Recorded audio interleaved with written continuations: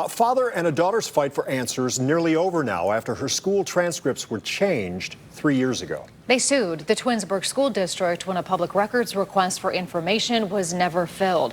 News 5 investigator Jonathan Walsh joining us tonight. And Jonathan, the family won that suit. As a matter of fact, in the end it did, but getting there, they say, it was frustrating. The family tells us the district lacked transparency, and a judge says they're right. I work very, very hard in school and academically, and I want to do well and learn. In the spring of 2022, Dakota Gordon was about to graduate from Twinsburg High School, but according to her family's lawsuit, her transcript contained a number of errors, incorrect sums for the credits, and an inaccurate grade point average. It was definitely very anxiety-inducing because I was thinking about my colleges and my scholarships. Dakota's father, Andrew Gordon, filed a public records request asking who processed a change and the date of the change.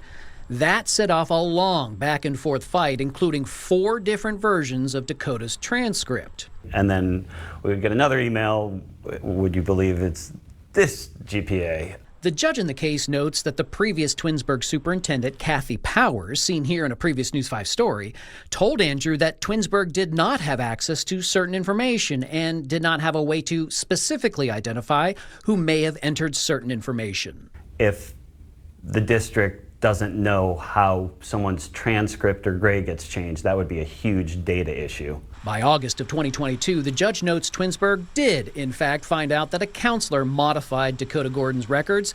However, Twinsburg did not communicate this information to Andrew at this time. That makes me angry because we're here 3 years later and this could have been solved, in 3 months. Also back in August of 2022, Andrew filed another public records request about an error concerning a course Dakota took. The judge noted it is undisputed that no records were ever provided on that request. So she ruled in favor of the Gordon family, forcing the district to pay $1,000 and pay the Gordons' attorney's fees, which will be settled in a hearing next week.